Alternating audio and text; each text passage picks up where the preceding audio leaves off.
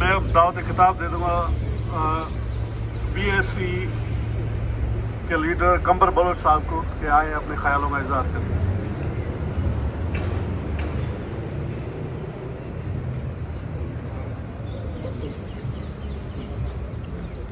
शुक्रिया GSN freedom movement और यहाँ पे मौजूद मेरे मुअज़्ज़िज़ दोस्तों और साथियों, आज इंसानी हकूक़ का आलमी दिन है जिसे ह्यूमन राइट्स डे भी कहा जाता है। और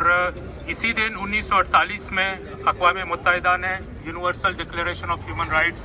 की दस्तावेज़ पेश की, जिसमें यह ज़मानत दी गई कि हर इंसान को बिना किसी रंग, नस्ल, जोग्राफिया और मज़हब की तफरीक के ये हक़ हासिल है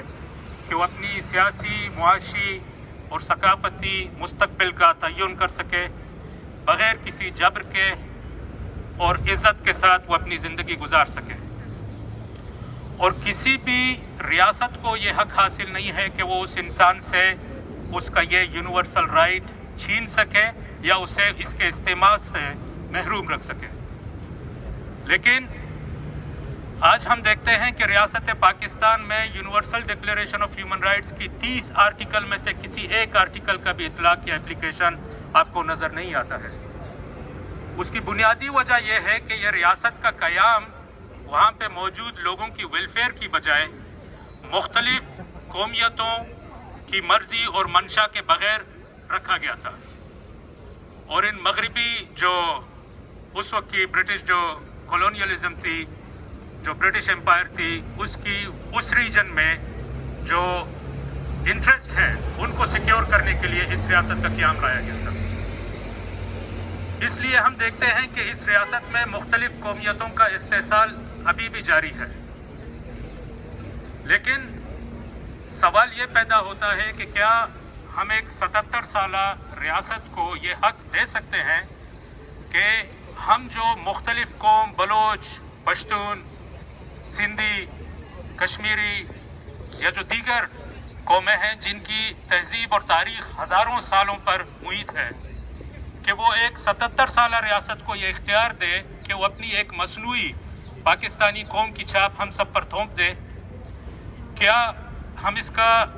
ये हमारी आबा व अजदाद और जो हज़ारों तारीख़ पर जो मुहैयत हमारी जो कौम है उससे गद्दारी नहीं होगी? तो दोस्तों, आज अगर रियासत पाकिस्तान हम सब को एक कॉलोनाइज बनाकर एक कॉलोनी की तरह इसलिए ट्रीट कर रहा है क्योंकि उसे अभी भी आज की मौजूदा ये जो मगरबी कुव्वतें हैं उनकी सपोर्ट हासिल है। और इंटरनेशनल रिलेशंस में ये बदकिस्मती की बात है कि इंसानी हुकूक से ज़्यादा इन मुल्कों की सियासी